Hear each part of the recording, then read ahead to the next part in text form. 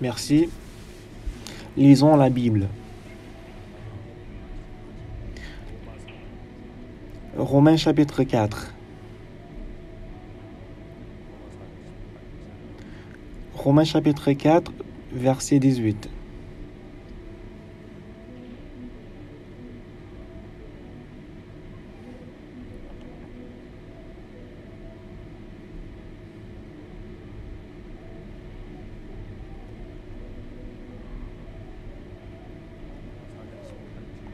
Romains chapitre 4, à partir du verset 18. Espérant contre toute espérance, il crut en sorte qu'il devint père d'un grand nombre de nations, selon ce qui lui avait été dit, telle sera ta postérité. Et s'enfaiblit dans la foi, il ne considéra point que son corps était déjà usé, puisqu'il avait près des 100 ans, et que Sarah n'était plus en état d'avoir des enfants. Il ne douta point par incrédulité au sujet de la promesse des dieux, mais il fut fortifié par la foi, donnant gloire à Dieu, et ayant la pleine conviction que ce qu'il promet, il peut aussi l'accomplir. C'est pourquoi cela lui fut imputé à justice, mais ce n'est pas à cause de lui seul qu'il est écrit que cela lui fut imputé. C'est encore à cause de nous, à qui cela sera imputé, à nous qui croyons en celui qui a ressuscité des morts, Jésus notre Seigneur. Au cours du mois de décembre, j'étais très occupé. Dieu a accompli beaucoup de ses volontés précieuses et j'étais reconnaissant à Dieu. De temps en temps, quand j'avais du temps tranquille, j'ai pensé à ma vie passée. Quand j'ai reçu le salut en 1962, moi je n'avais ni le travail, j'avais rien du tout dans la maison. J'avais aucun argent avec moi. Après avoir reçu la rémission des péchés, c'était vraiment précieux, j'étais reconnaissant, j'étais joyeux. Et à l'époque, après avoir reçu le salut, j'avais envie de donner l'offrande à Dieu, mais j'avais rien.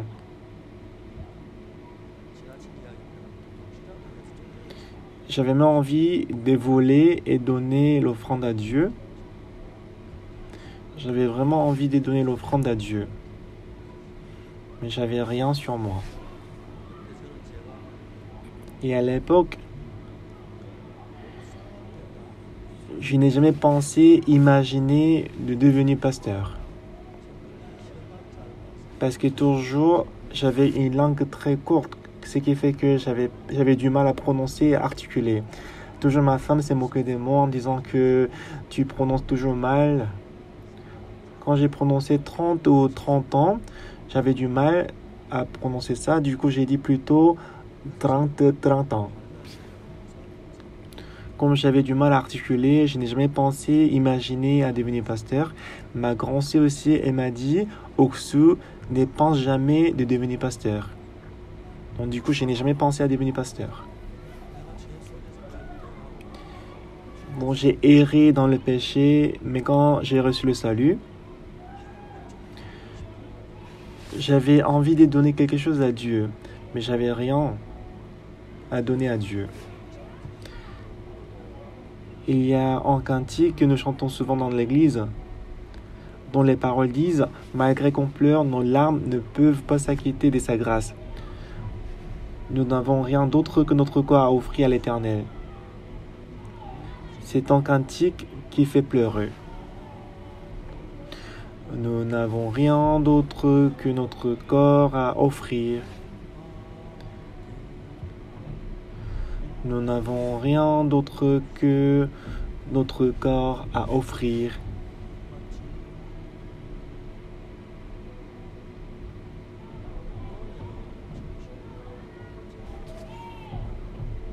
Moi, je n'avais pas du courage de chanter ça correctement.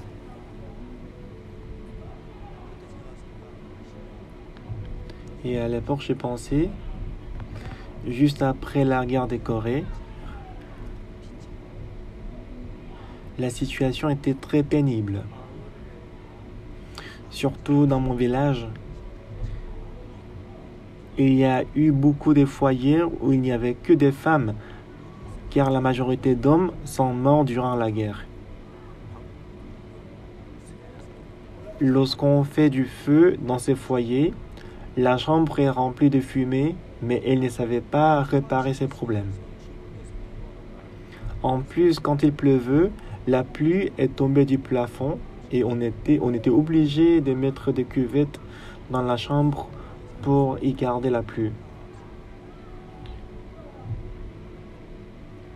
La pluie tombe du plafond des chaumières. On était obligé de mettre plusieurs cuvettes dans la chambre, mais elle ne savait pas réparer cela. Qu'est-ce que moi je peux faire pour Jésus-Christ? J'en ai pensé et je me suis dit, je peux les réparer pour Jésus.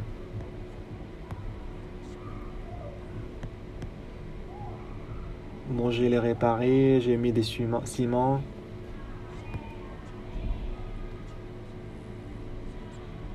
Après avoir réparé, je lui ai dit aux dames, aux femmes que je viens de les réparer. Vous pouvez maintenant utiliser ça.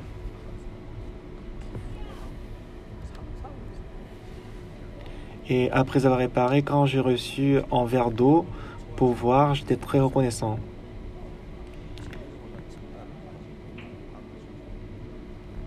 Quand il pleuvait, la pluie est tombée du plafond, donc je suis monté au toit pour les réparer. Et quand j'ai reçu, après les travaux, un verre d'eau pour boire, j'étais très reconnaissant. Et en ce moment-là, j'ai pu chanter ces cantiques. Seigneur, je vais donner mon corps au Seigneur.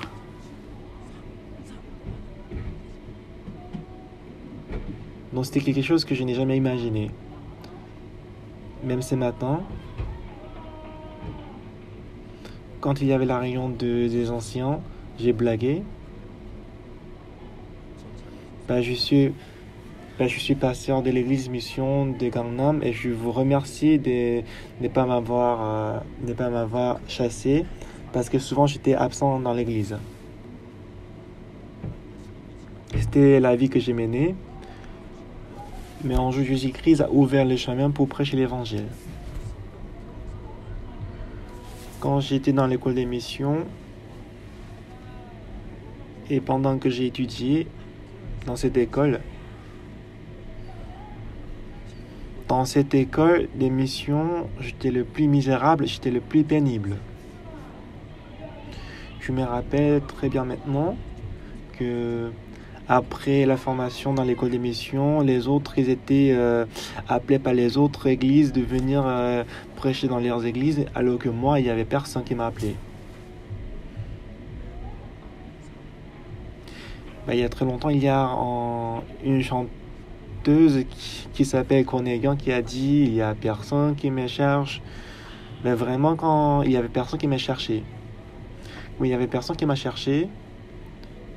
Même à Cocteau, c'est pas parce que quelqu'un m'a appelé de venir que je suis allé là-bas. Comme j'avais nulle part à aller, donc je suis allé à Cocteau. J'avais aucun espoir en moi.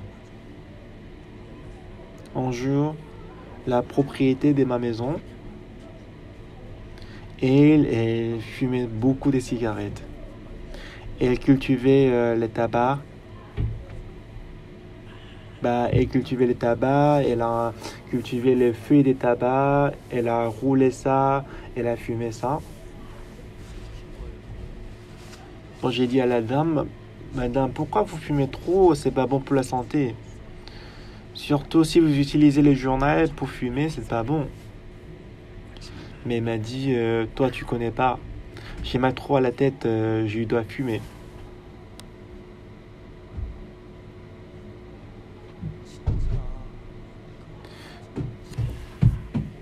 J'étais vraiment reconnaissant à la dame parce que elle ne recevait aucun argent pour la location de la chambre. Elle m'a donné ça gratuitement. Un jour, une de ses amies est venue chez elle. Et le matin, j'étais en train de lire la Bible. Quand j'étais à Cocteau, à Jean-Palais, j'ai lisé beaucoup la Bible.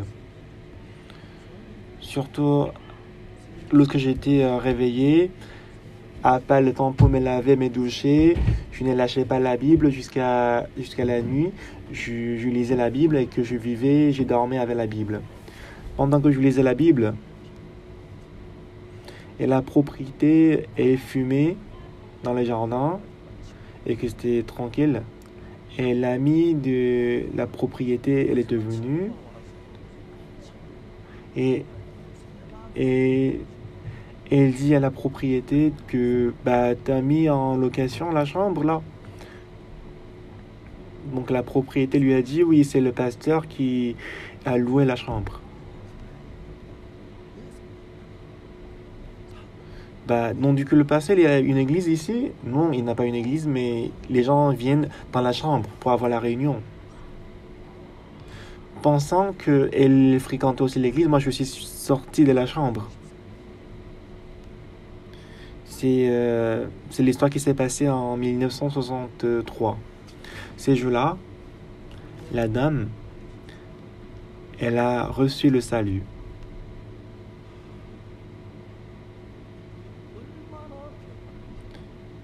Elle a beaucoup changé après le salut. Donc après qu'elle faisait du commerce toute la journée, elle venait à l'église le soir pour les études bibliques et qu'elle est rentrée très tard le soir. Et le lendemain matin, elle venait le matin avec du riz. Et elle m'a dit qu'elle a rencontré le renard en venant ici. Elle a failli mourir. Mais en tout cas, après qu'elle a reçu le salut, vraiment après son salut, Dieu a renouvelé ma vie. Ah, moi je prêche l'évangile, il y a des gens qui reçoivent le salut. Et la dame, elle a beaucoup changé. Ah, l'évangile est vraiment magnifique. À l'époque, moi j'avais 21 ans, alors que la dame, elle avait 24 ans. Si elle était plus jeune que moi, peut-être je me serais marié avec elle.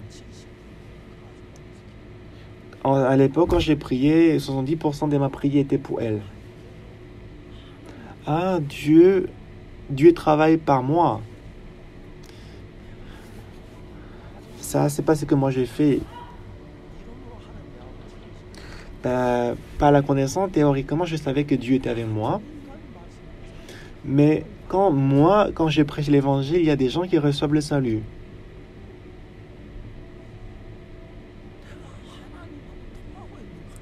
Ah, j'ai l'impression qu'il y a une connexion avec moi et Dieu, avec Dieu et moi. En 1962, quand j'ai reçu le salut, j'étais à la ville de Sansan. Moi, je pensais que tout le monde connaissait la rémission du péché, mais je me disais pourquoi le pasteur de mon église ne connaît pas le salut? Pourquoi le pasteur de mon église m'avait pas enseigné le salut, la rémission du péché? Moi, j'ai compris que le pasteur de mon église ne connaissait pas le salut. Mais je n'osais pas de prêcher cet évangile à mon pasteur. Mais je me disais que parce que le pasteur de mon église est dans les villages qui ne connaissaient pas, mais si je rencontre le pasteur d'Égou, la grande ville, il connaîtrait l'évangile. Donc je suis allé à Dégou, j'ai rencontré le pasteur. Mais il n'y avait personne qui m'a expliqué précisément comment recevoir la rémission du péché. Il n'y avait personne. Quand j'ai demandé comment recevoir le salut, il disait il faut te repentir. Mais quand j'ai dit j'ai du mal à me repentir, il dit il faut porter le fruit de la repentance. Quand je suis monté à Séoul, quand je suis allé à Séoul, et moi je me disais que puisque les pasteurs qui sont à Séoul, ils sont très intelligents, ils connaissent très bien l'évangile. Mais dans aucune église à Séoul, quand j'ai rencontré les fidèles, il n'y avait personne qui savait comment recevoir le salut. Comment est-ce que c'est possible? Ils lisent la Bible, ils portent toujours la Bible avec eux. Une fois, je suis allé à des cours, j'ai tenu en séminaire. Il y avait un journaliste du journal d'Égou est venu me voir. Pasteur, est-ce que je peux causer avec vous? Bien sûr, j'ai beaucoup de temps, je peux causer avec vous. Pasteur, C'est quoi la différence entre ton église, votre église et l'église d'autres églises? Ben, je lui ai dit, messieurs les journalistes, comment est-ce que je peux expliquer ça en un mot? C'est très long. Mais il m'a dit, bah, brièvement, est-ce que vous pouvez m'expliquer? Mais je lui ai demandé, est-ce que vous êtes déjà allé à l'église? Il dit non.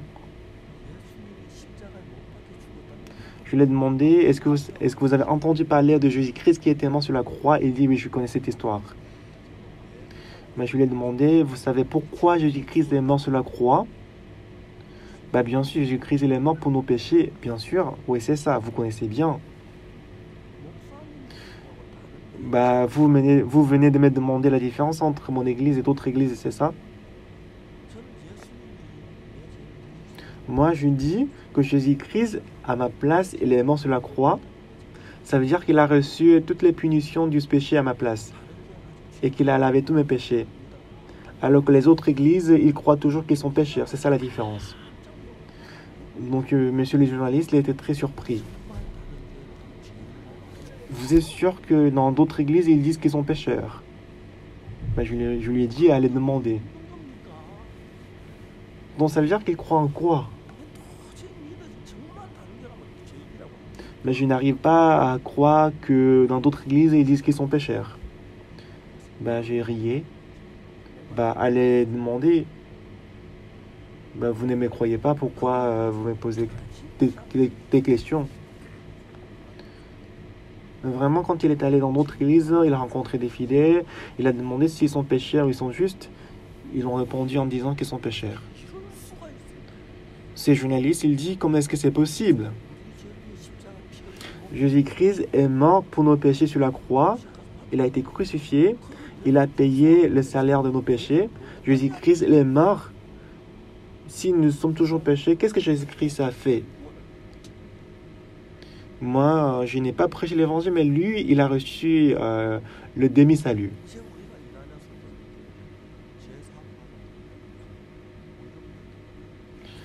Les gens, ils disent que nous sommes, on fait partie de la secte. On est secte parce qu'on dit qu'on a reçu le salut, qu'on est juste. Il y a quelques jours devant la station de télé KBS, dans cet hôtel, on a fait la réunion des pasteurs. Il y avait 500 pasteurs qui étaient venus. Et moi, pendant 1h40, j'ai expliqué comment le péché a été lavé. Et dans l'église presbytérienne, la doctrine qui est le plus importante pour eux, c'est la doctrine de Calvin. Mais j'ai expliqué pourquoi c'était fort selon Jérémie chapitre 18, et ils étaient tous surpris. Comment on dit que ce pasteur est secte? Plusieurs pasteurs étaient venus me voir, ils ont dit, pasteur, je suis désolé, on a dit que vous êtes secte parce qu'on ne savait pas. Et que beaucoup de journalistes, ils ont posé beaucoup de questions. Moi, j'étais très étonné.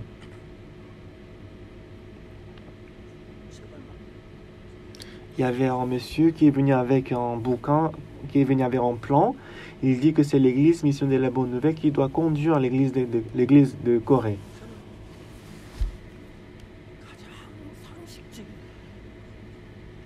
En fait, pour moi, cette histoire, c'est très commune. C'est la base.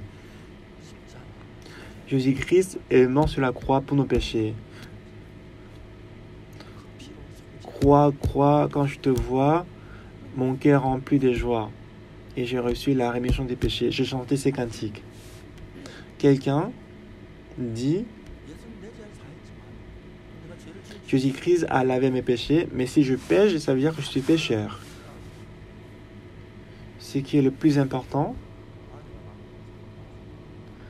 si une femme vit avec son mari, si elle veut unir son cœur avec son mari,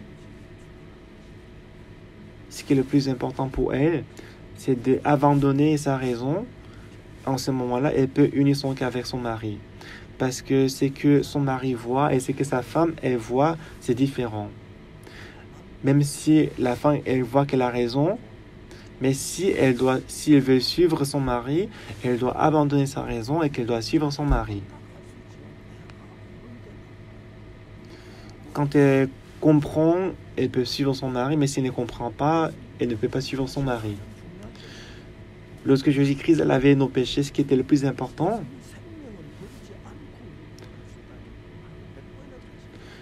Jésus-Christ, sans abandonner sa vie, s'il était capable de nous sauver, il aurait pu faire ça plus de 100 fois par jour. Pour Jésus-Christ, de nous sauver du péché, il devait passer par en étapes, c'est-à-dire il devait donner sa vie. Il devait abandonner sa propre vie pour nous sauver du péché.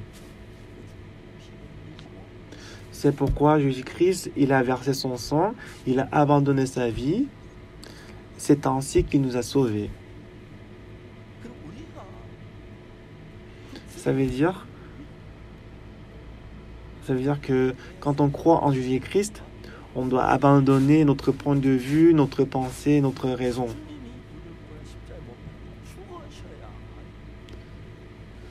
Seulement Jésus-Christ, il devait mourir sur la croix pour nous sauver. Et pour nous d'accepter cette grâce, pour nous aussi, on doit abandonner notre connaissance, notre expérience, on doit tout abandonner et qu'on doit accepter la parole dans notre cœur. C'est en ce moment que ça devient possible. Mais pourquoi est-ce que c'est difficile de croire en Jésus-Christ? Si Jésus-Christ n'avait pas abandonné sa vie, il n'y avait aucun moyen pour nous sauver.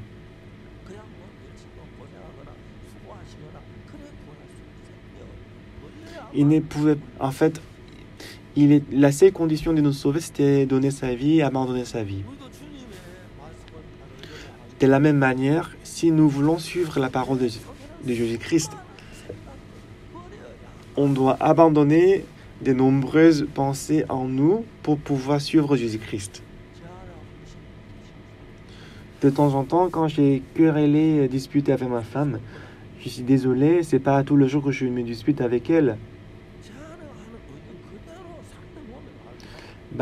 Pour ma femme, en gardant sa raison, c'est vraiment difficile pour elle de me suivre.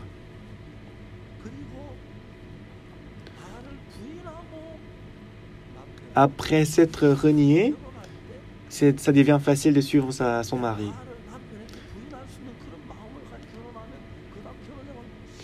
Lorsqu'on se marie, si on a le cœur de se renier, ça devient très facile de mener la vie du mariage. Mais si la femme, en établissant sa propre raison, sa propre pensée, si elle veut suivre son mari, en ce moment-là, il fait beaucoup de querelles, beaucoup de disputes, elle renverse la table de cuisine.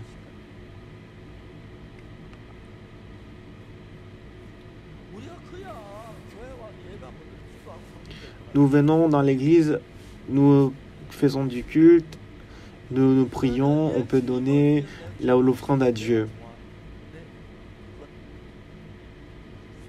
Est-ce que moi je peux abandonner ce que j'aime, ce que je veux, ce que je désire pour Jésus-Christ? En Corée, beaucoup de chrétiens, beaucoup d'églises, justement, ils vont à l'église, ils donnent l'offrande, ils sont fidèles à Dieu, sans être engérés par l'église. On peut aller à cette église très facilement.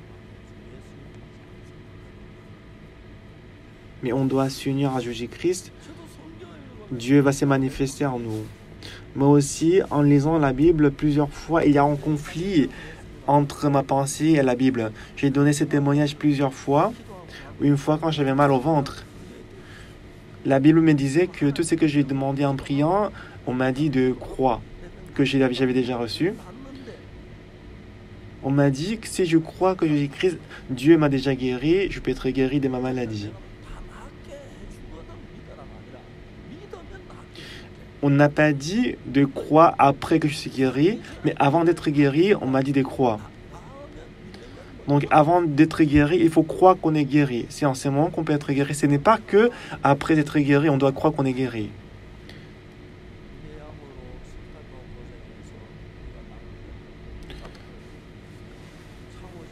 Donc j'avais très mal au ventre et à cause de l'ulcère de l'estomac, j'ai souffert pendant 3 mois. Et le docteur, il m'a dit que on m'a dit que le mur de l'estomac est très fin, ce qui fait que si je mange beaucoup, si je mange n'importe quoi, ça peut s'exploser dans 24 heures. Mais moi, quand je buvais de l'eau, seulement je faisais diarrhée. Mais pour moi, de manger kimchi, c'était pas possible. Si je crois que je suis guéri, mais en fait, je ne mange pas kimchi parce que j'ai mal au ventre. Si je crois que je suis guéri, je dois manger kimchi.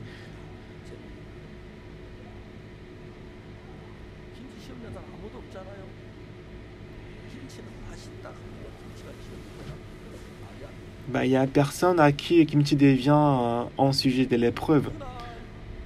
Kimchi est délicieux plutôt. Ces jours-là, j'ai pensé sérieusement, est-ce que je vais vraiment croire en Dieu? Si je mange des kimchi, j'ai vraiment mal au ventre, je pense que je vais mourir. Mais si je crois que je suis guéri par la foi, je dois manger kimchi. Mais si je mange le kimchi, est-ce que je vais être guéri ou je vais mourir?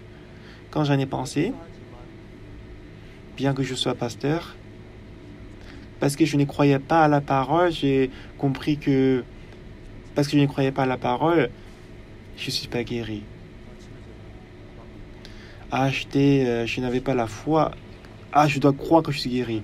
Ces jours-là, le matin, j'ai mangé en borderie avec beaucoup de kimchi. Mais ma femme, elle était vraiment surprise. Elle m'a dit, tu peux mourir. Je lui ai dit, ne t'inquiète pas, je suis déjà guéri.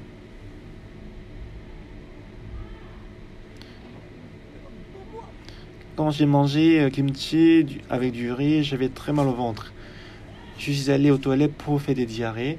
Pendant que je faisais des diarrhées, je ne pouvais pas supporter. Mais en ce moment-là, il y avait une voix qui m'a dit, tu es sans foi, tu n'as pas la foi. Ce que le diable me disait souvent, c'est que tu n'as pas la foi. Je pense qu'il y a personne qui n'a pas entendu ça. Vous aussi, Satan a dit comme ça, n'est-ce pas? Et vous avez écouté cette parole très précieusement, n'est-ce pas? Pour votre corps, pour votre chair. C'était pareil pour nous tous.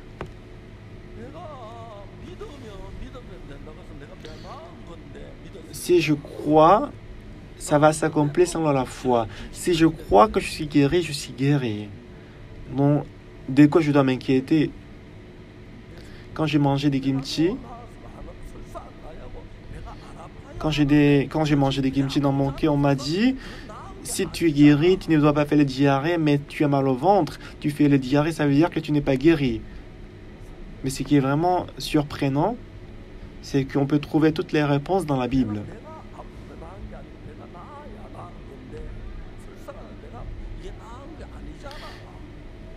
On m'a dit que si je suis guéri, je ne dois pas avoir mal au ventre, mais si je fais le diarrhée, je suis guéri. Mais la Bible, je me suis rappelé d'une histoire dans la Bible, c'est que la fille de Jairus, quand elle était morte, aux yeux de tout le monde, elle était morte, mais Jésus-Christ disait qu'elle était en train de dormir. Donc, même si à mes yeux, je suis très malade, mais aux yeux du Seigneur, je suis guéri. Donc, au déjeuner, je mangeais tout avec kimchi. Et le soir, au dîner, je suis allé dans un buffet et je mangeais beaucoup. Et j'ai failli, mon ventre failli s'exploser. Le lendemain matin, j'étais complètement guéri. Crois en moi-même, crois en Dieu, il y a une grande différence. Beaucoup de gens, ils disent qu'ils croient en Dieu, mais à la fin, ils suivent leurs propres pensées. C'est la même chose pour vous aussi. Si on va Genèse chapitre 12, Dieu, il a dit à Abraham, il a dit, quitte ta patrie, ta maison, et allez au pays que je vais te désigner. À l'époque, Abraham, il avait 75 ans. Jusque-là, Dieu avait conduit Abraham. 24 ans plus tard, après qu'il a quitté Chaldée, Ça a pris 24 ans avant d'entrer au pays des Canaan. Donc il avait 75 ans et si 24 ans passent, il a quel âge maintenant? Il a 99 ans. Donc Dieu, il voulait déplacer Abraham de son propre territoire au territoire de Dieu. En ce qui concerne ma vie, j'avais la philosophie, j'avais les expériences, j'avais la pensée à moi. Mais pour moi, quand je voulais entrer dans le territoire de Dieu, je ne dois pas y entrer avec mes expériences, avec ma philosophie, avec ma connaissance, ni avec ma méthode. C'était comme si vous allez au ciel.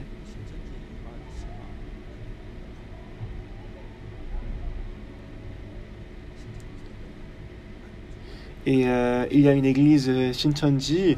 Pour eux, pour cette église-là, ils croient que leur dirigeant Imani, il ne meurt pas. Pour ne pas mourir, il ne doit pas être vieux. Il ne doit pas être vieilli. Mais il est en train de vieillir, moi aussi je suis en train de vieillir. Ça veut dire qu'on est en train de mourir. Même si on n'est pas encore mort, mais on est en train de mourir. Je ne sais pas si j'ai encore 50 ans ou 80 ans ou bien j'ai encore 150 ans à vivre.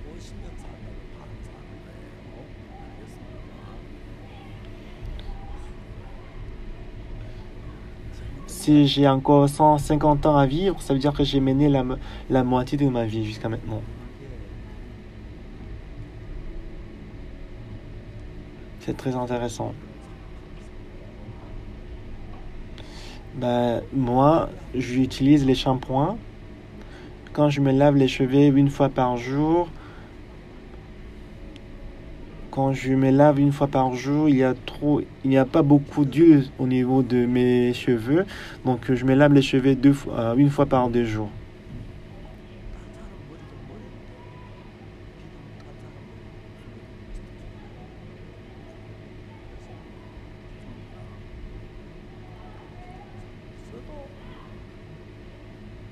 Donc, même si j'utilise les shampoings,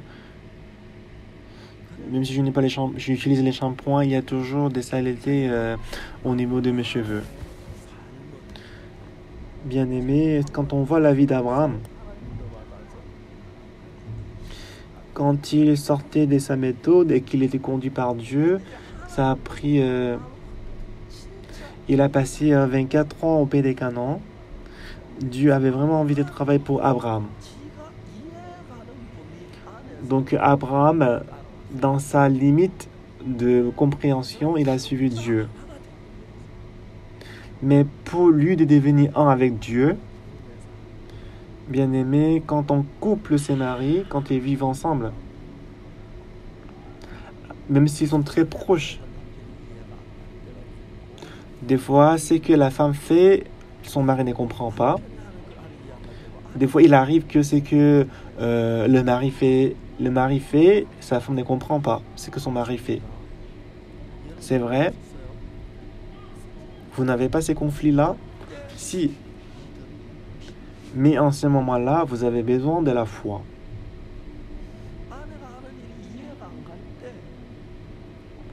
Quand on ne comprend pas ce que fait la femme,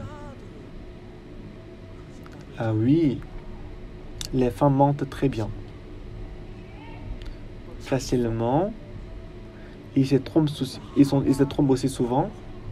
C'est pourquoi, lorsqu'on a séduit Ève, le serpent a tenté Ève quand Adam était absent, parce que l'homme a du mal à se tromper. Ce qui fait que ce que la femme fait, son mari ne comprend pas tout. Mais c'est important pour la femme de donner la crédulité à son mari. Donc la femme, quand elle vit avec son mari,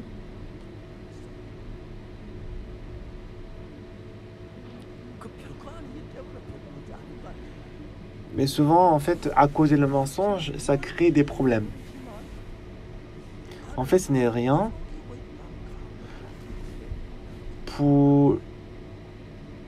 beaucoup de fois, le mari, il a l'impression que sa femme est en train de le tromper.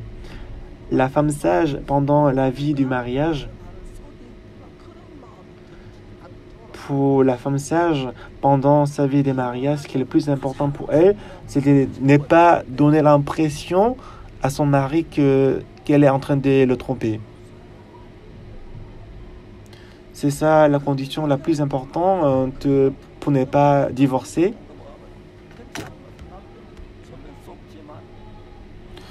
Au départ, quand tellement, elle a l'impression que son mari se trompe très facilement, mais son mari a la méfiance à la fin.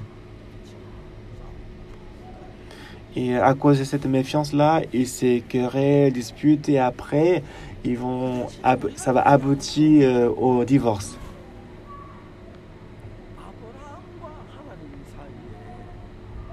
Donc, entre Abraham et Dieu, jusque-là, Abraham a suivi Dieu dans la limite de sa compréhension. Est-ce que vous avez compris? Mais arrivé au chapitre 17, Genèse chapitre 17, il faut que Abraham travaille avec Dieu dans le cœur. Parce qu'Abraham, il est un homme et que Dieu, il est tout-puissant Dieu. Donc la capacité de Dieu était plus grande que la capacité d'Abraham. C'est que Abraham ne comprend pas, Dieu est capable de le faire. Amen. En ce moment-là,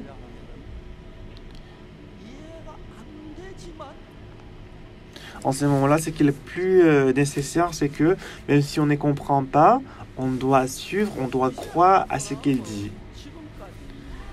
Maintenant, Abraham, jusqu'à présent, il a suivi Dieu pendant 24 ans. Et pour que Dieu soit plus proche d'Abraham, Dieu, il voulait faire sortir Abraham de sa limite de compréhension. Il voulait faire en sorte que Abraham croit en Dieu, même s'il ne comprend pas ce que fait Dieu. Amen. Amen. Oui, c'est ça.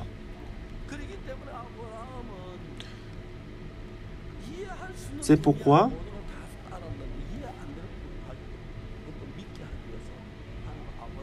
pour que Abraham croit en Dieu, même s'il ne comprend pas, Dieu, il attendait jusqu'à ce que Sarah devienne stérile.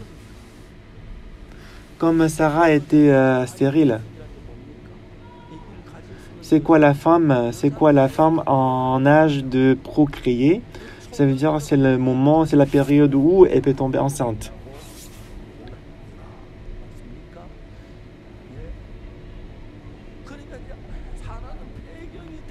Toutes les femmes ne sont pas à même d'avoir d'enfants. On classifie les femmes en âge de procréation à partir de la première règle jusqu'à la ménopause, n'est-ce pas? Comme Sarah était ménopausée, elle était exclue de l'âge de procréer et qu'elle n'était pas en état d'avoir d'enfants. Cependant, Dieu a dit à Abraham, « Tu ne donneras plus à Sarai, ta femme, le nom de Sarai, mais son nom sera Sarah. » Maintenant, si Abraham sort de la limite de sa compréhension et s'il obtient la foi en Dieu, Dieu peut travailler au-delà de la capacité d'Abraham. C'est ce qui est le plus important.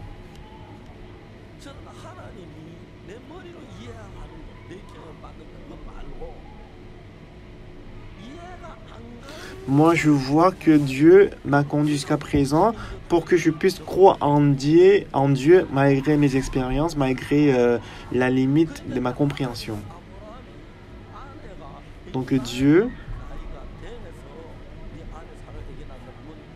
si la femme d'Abraham, Sarah, elle était en état d'avoir d'enfant et que si elle donne naissance à un enfant, c'est compréhensible, on peut croire en Dieu. Mais Sarah était stérile, elle était ménopausée. Comment une femme qui a 100 ans peut avoir d'enfants? Mais en fait, Abraham il avait 100 ans alors que Sarah elle avait 90 ans. En ce moment-là, à l'époque, selon l'état d'Abraham, en ce moment-là, Abraham ne pouvait pas travailler avec Dieu Même si Dieu, il avait une grande capacité, mais Abraham, il ne comprenait pas Dieu.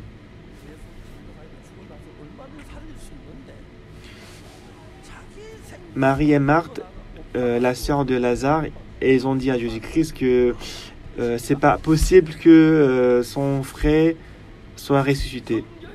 Jésus-Christ, il est tout puissant.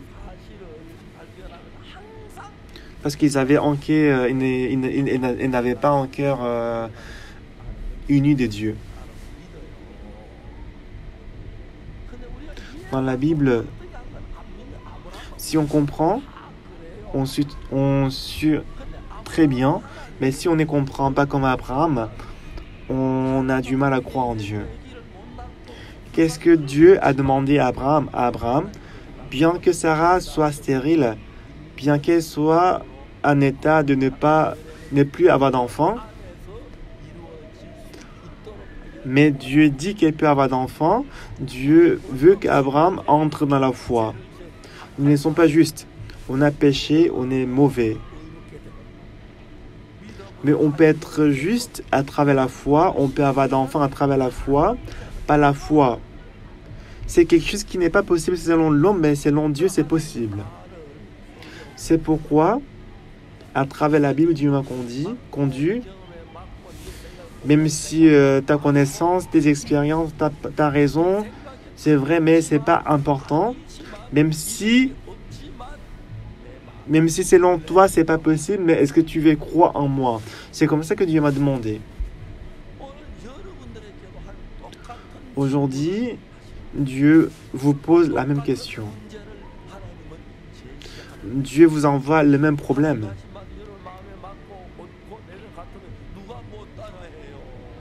C'est que Dieu dit, si vous comprenez très bien, tout le monde peut le suivre. Mais la parole de Dieu, c'est complètement différent de ma pensée. Moi, je suis avancé en âge, je suis stérile, mais Dieu me dit que je peux avoir d'enfants. Abraham ne croyait pas en Dieu. Qu'est-ce qu'Abraham a dit à Dieu?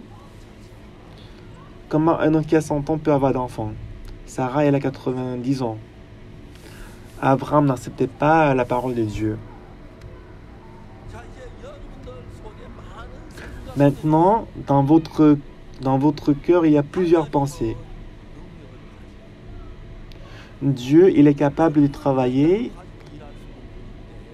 Il travaille avec n'importe quelle capacité et puissance.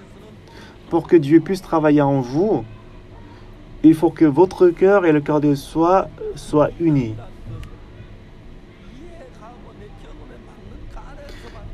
À travers la foi, même si vous ne comprenez pas, même si selon vous, ça n'a pas de sens. Mais lorsque vous croyez en Dieu, Dieu veut vous rendre l'homme qui croit en Dieu malgré la compréhension. C'est-à-dire même si vous ne comprenez pas. Si vous devenez telle personne, Dieu travaillera merveilleusement à travers vous. Lors de la cantate aux États-Unis, nous avons décidé de donner comme cadeau à chaque participant un livre, Le secret de la rémission du péché et de la renaissance. Nous avons imprimé ce livre à 100 000 exemplaires. Nous les avons envoyés aux États-Unis en conteneur. Le nombre total de tous les spectateurs à la cantate aux États-Unis s'élève à 180 000. En octobre dernier, les Américains m'ont beaucoup étonné parce qu'ils étaient touchés de recevoir comme cadeau le livre. Ils ont dit, comme nous sommes couple, nous en prendrons qu'un seul. D'autres dit, comme nous sommes 5 dans la famille, nous en prendrons qu'un seul. Donc du coup, les spectateurs étaient en tout 180 000 personnes et qu'ils ont pris tous les 100 000 exemplaires. Par la suite, on nous a appelés pour demander le livre est merveilleux. Peut-on en acheter un autre? Nous avons reçu des commandes. Moi, j'ai dit, à l'époque, nous leur avons donné gratuitement, mais cette fois-ci, nous allons le vendre. Nous avons fixé le prix du livre à $12.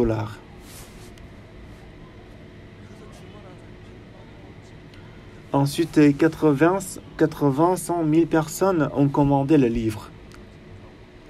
Si nous vendons 85 000 exemplaires à ce prix-là, nous avons des bénéfices qui peuvent même couvrir les frais des 100 000 exemplaires que nous avons donnés comme cadeau. C'est ça le business, n'est-ce pas?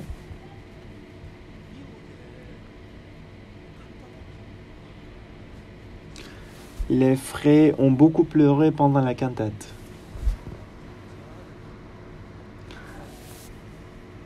Quand j'ai envoyé 100 000 livres à mon fils,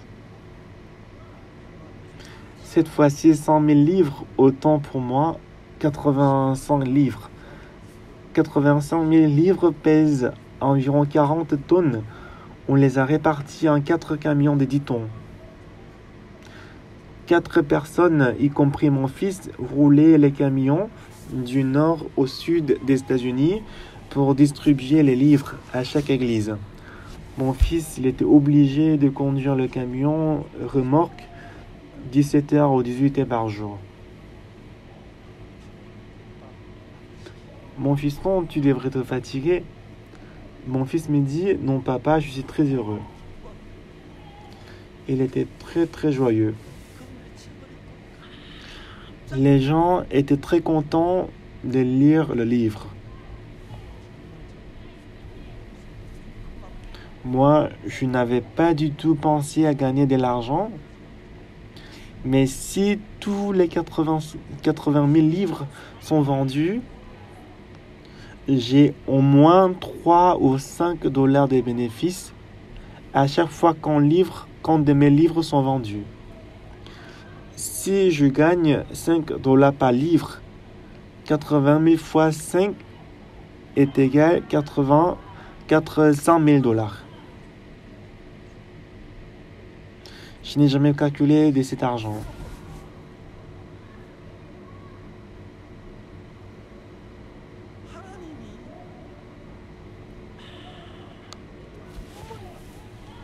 Il m'arrive parfois de pleurer.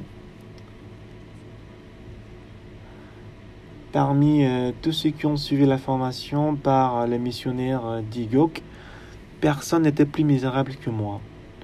Tout le monde parlait très bien une langue étrangère, alors que moi, je ne savais dire que Bésame mucho en espagnol.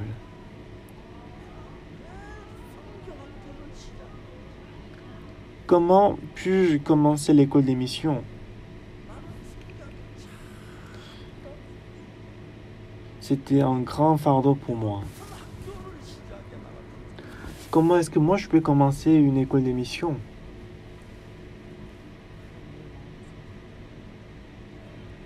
Dieu m'a donné le cœur de commencer l'école des missions, mais moi je lui dis, comment est-ce que moi je peux le faire? Moi je ne peux pas.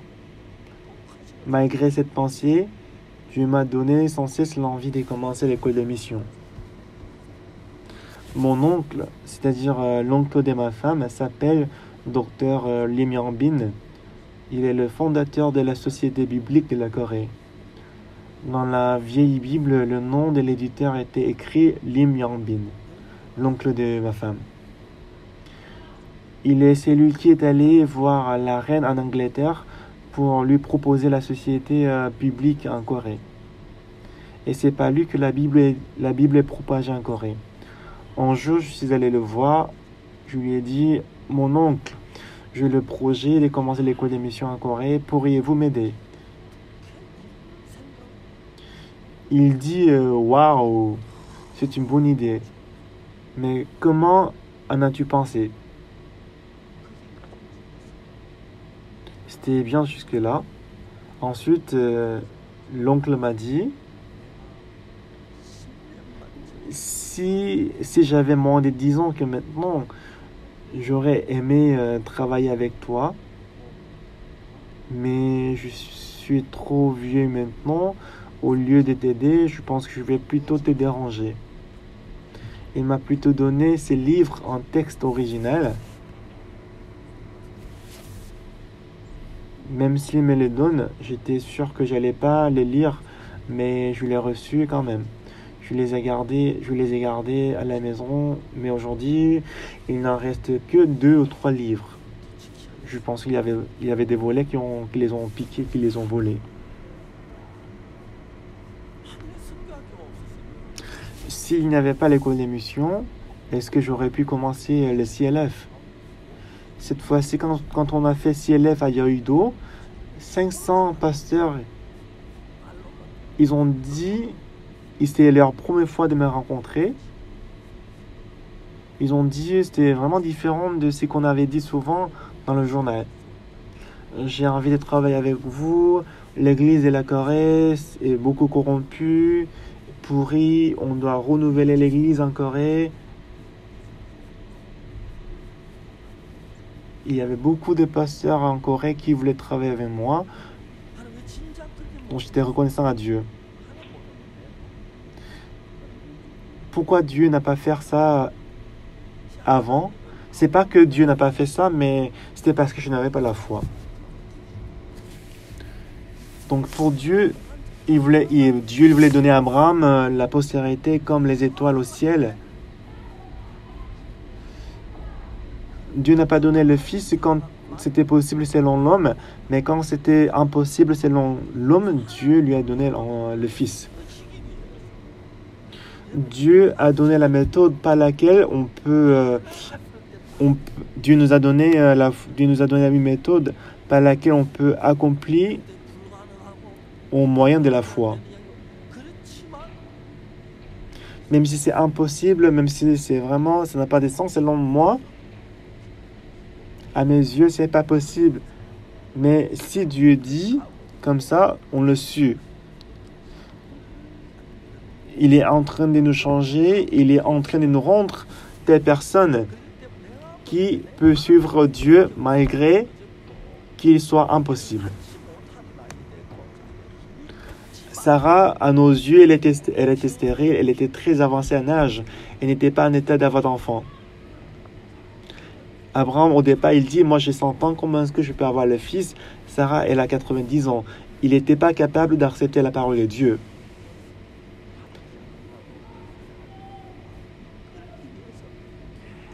Donc, lorsqu'Abraham ne croyait pas en Dieu, Dieu ne l'a pas laissé tranquille, mais Dieu a travaillé jusqu'à ce qu'il croie en Dieu, qu'il accepte la parole de Dieu.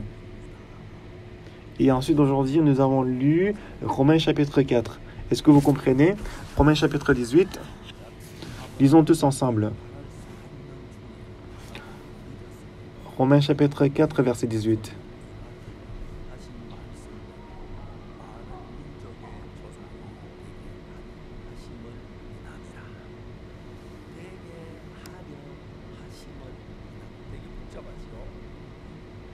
C'est un peu compliqué, n'est-ce pas?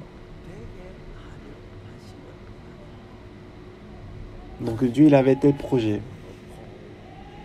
Après que Dieu a fait ce projet, Sœur Lee, c'est comme ça que je vais te rendre. Frère Kim, c'est ainsi que je vais te conduire. Si tu crois en moi, même si ce n'est pas possible, mais tu peux les accepter. La sœur Kim, même si tu ne comprends pas, lorsque tu suis ma parole par la foi, tu peux devenir l'homme de Dieu. Moi, je peux travailler à travers toi. C'est ainsi que Dieu nous parle. Ma femme, pour ma femme, quand elle comprend ce que je dis, elle me suit très bien. Mais si elle ne comprend pas, elle a du mal à me suivre.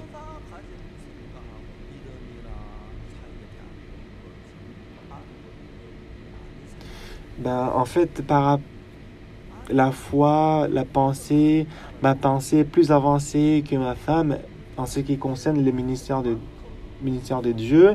Même si elle ne comprend pas, elle doit me suivre.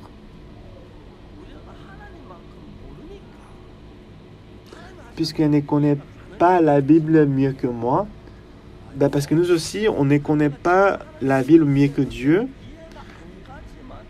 si on comprend Dieu, même si moi je comprends pas, même si moi je ne comprends pas ce que dit Dieu, mais ce qui est écrit dans la Bible, c'est parce que c'est vraiment exact, on doit suivre Dieu. On doit croire, on doit suivre Dieu. En ce moment-là, on devient l'homme de Dieu.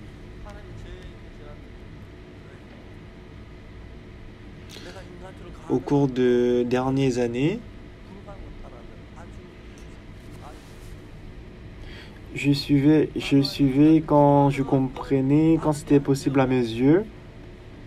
Mais Dieu m'a formé, Dieu m'a beaucoup entraîné pour que je puisse suivre en Dieu, même si c'était impossible.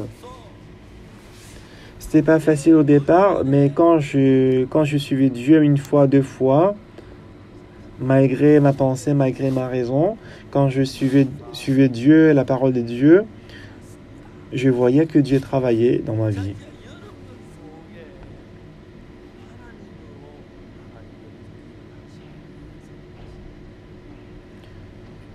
Donc en vous, pour que Dieu puisse travailler, bien aimé, même si vous êtes vieux, vous êtes avancé en âge, mais si vous avez le même que Dieu, vous pouvez être béni. À Séoul, j'ai mes amis de mon village. Je les rencontre pas souvent, mais je les ai invités à la cantate. Environ 12 personnes étaient venues, ils étaient tous vieux. Ainsi, l'un après l'autre, ils vont disparaître. Et à la fin, on va plus se voir. On doit se rencontrer une fois. Je suis désolé.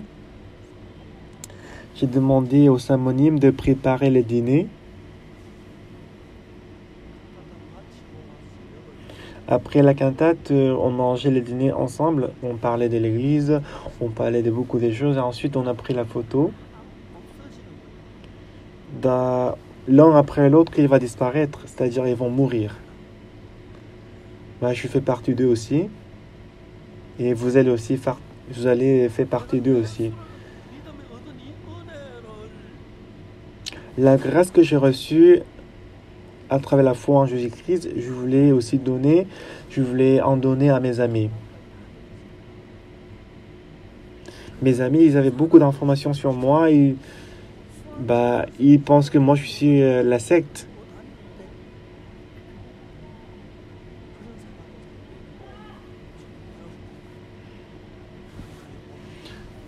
Parmi mes amis, il y a des amis qui pensent que moi, après qu'ils me rencontrent, ils voient que c'était pas vrai. Mes amis et moi, on a des pensées différentes.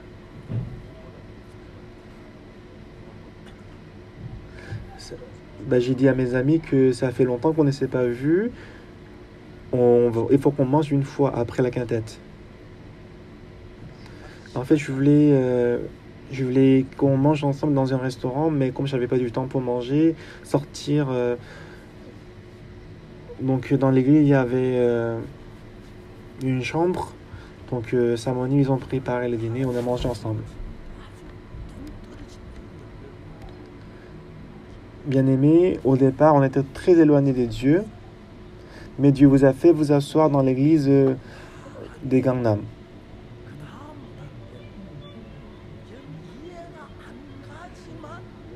Ensuite, même si vous ne comprenez pas, Dieu veut vous conduire à servir Dieu. Si vous arrivez à cette étape-là, à partir d'aujourd'hui, vous allez être utilisé par Dieu. Si vous devenez telle personne, Dieu il va prendre la responsabilité, il va être en charge de le problème de votre maison, votre santé, votre travail. Il faut dire Amen, n'est-ce pas? C'est ce que je vais vous dire. La dernière fois, j'étais malade et que les anciens de mon église, ils m'ont dit d'aller à l'hôpital prendre IRM l'imaginerie par résonance magnétique dont j'ai gagné. Je suis pas allé à l'hôpital. Moi, je pense que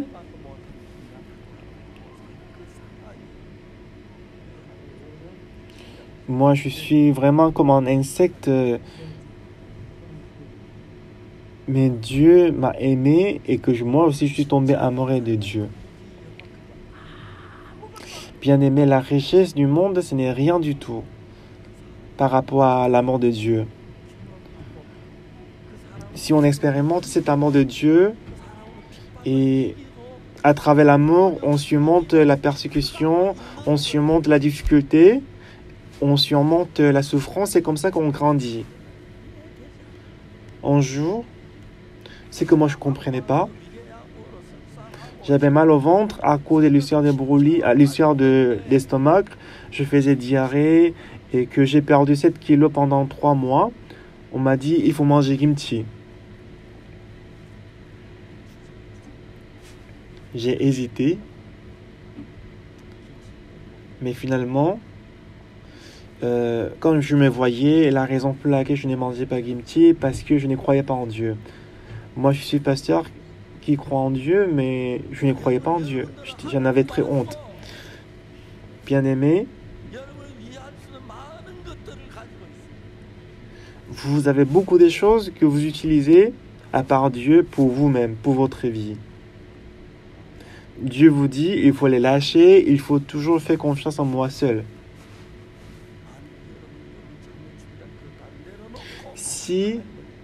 Si vous lâchez tout ce que vous avez préparé pour votre avenir, pour votre futur, et que si vous pouvez attraper Dieu seul, Dieu il va s'occuper de votre santé, votre avenir, votre économie, votre vieillissement, tout. Et que vous deviendrez quelqu'un qui est utilisé par Dieu. C'est ainsi que Dieu va travailler. Abraham, il a espéré contre toute espérance. Selon sa pensée, ce n'était pas possible. Parce que la parole a dit ainsi, il a suivi la parole, il a cru à la parole. Avant, il suivait la parole quand sa pensée était comme la parole. Bien-aimé, dans l'église des Grandes, il y a 2 types de fidèles. Il y a des gens qui suivent la parole parce que la parole les plaise. Il y a aussi des gens qui suivent la parole même s'ils ne comprennent pas. Celui qui fait confiance en eux-mêmes, ils vont suivre la parole quand ils comprennent. Même s'ils ne comprennent pas, s'ils suivent la parole, ça veut dire qu'ils font confiance en Dieu. Il y avait un frère et il m'a appelé au téléphone. Ce frère, il dit qu'il a compris un verset biblique. Il m'a parlé comme s'il connaissait la Bible 100 fois mieux que moi, alors qu'il avait mal compris la Bible. En vérité, en ce qui concerne la Bible, j'avais lu 10 fois plus que lui. Il faisait confiance en lui-même, il ne croyait pas... l'arrogance, l'orgueil, ce n'est pas la confiance en Dieu, mais c'est la confiance en soi-même. Bien-aimé, en croyant en vous-même, c'est vraiment difficile de croire en Dieu. Il vaut mieux que Dieu vous protège. Ma belle-fille, après qu'elle a épousé mon fils, elle est allée dans un hôpital gynécologique à Dijon. Elle est allée à l'hôpital avec ma femme. Mais moi, je ne demandais pas pourquoi elle est allée à l'hôpital. Ensuite, elle est allée à l'hôpital à Séoul. Moi, je ne savais pas, mais on dit qu'elle doit suivre le traitement anticancéreux. Et ma femme, elle était très fâchée, elle l'a ramenée à la maison, sans être traitée. Mais aujourd'hui, ma belle-fille, elle a enfanté 3 enfants. Moi, je ne connais pas le processus qui s'était passé. Je n'ai pas envie de savoir.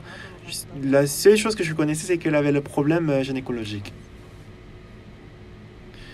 On lui avait conseillé de suivre le traitement anticancéreux, mais elle ne l'a pas reçu. Mais ma belle-fille, elle a accouché 3 fils et elle vit en bonne santé. Ce que je veux dire par là, c'est que même si vous pensez que vous avez raison, c'est pas forcément raison. C'est Dieu seul qui a raison. Quelles que soient vos pensées, il faut abandonner vos pensées. Lorsque vous croyez en Dieu, c'est alors que vous deviendrez l'homme de Dieu. En ce moment-là, Dieu va s'occuper de votre problème, de votre vie, le vieillissement, la santé, le travail. C'est en ce moment que vous êtes le plus béni. Vous êtes le plus béni. Donc Dieu, Abraham, pendant 24 ans qu'il a suivi Dieu. Avant, Abraham, il avait sa propre pensée. Au bout des 24 ans, Dieu voulait rendre Abraham l'homme de Dieu. C'est pourquoi, aux yeux d'Abraham, Sarah n'était pas en état d'avoir d'enfant, elle était stérile. Et Abraham, elle était très âgée, Sarah était stérile, et c'était impossible pour elle d'avoir d'enfant, mais Dieu l'a conduit pour qu'elle croie en Dieu. Aujourd'hui, nous avons lu Romains chapitre 4, verset 18. Au départ, Abraham, il ne croyait pas en Dieu. Comment est-ce que 100 ans, la personne qui a 100 ans peut avoir l'enfant? Il a rigolé. Mais Romains chapitre 4, verset 18, qu'est-ce qu'on dit?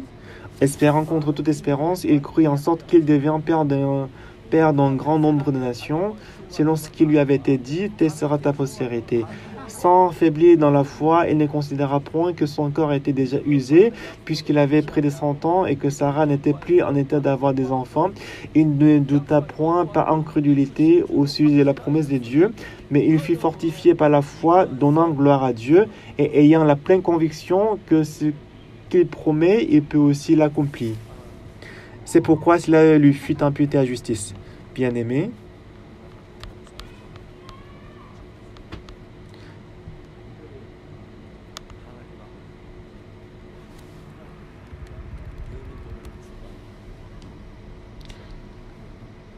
donc vous voyez, vous avez votre point de vue, vous avez votre propre méthode, mais il faut les abandonner.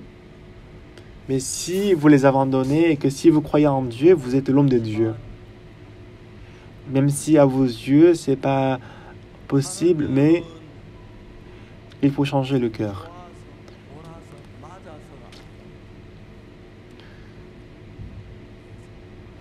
Bien-aimé, même si vous avez raison, même si vous avez tort, si vous pouvez croire à la parole de Dieu par la foi. C'est vrai que moi j'ai beaucoup péché, j'ai commis beaucoup de péchés, je suis pécheur.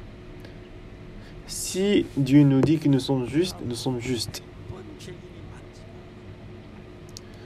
Je suis à 100% pécheur, mais à partir de là, maintenant, on ne doit pas vivre avec notre propre cœur, mais si on vit avec la parole de Dieu, avec la volonté de Dieu, l'église des grandes âmes deviendra une église merveilleuse et que votre vie sera vraiment magnifique et merveilleuse. Et pendant longtemps, vous allez vous réjouir de la grâce, de la bénédiction de Dieu. Et que vous allez donner gloire à Dieu. J'en suis sûr. Merci beaucoup. Prions.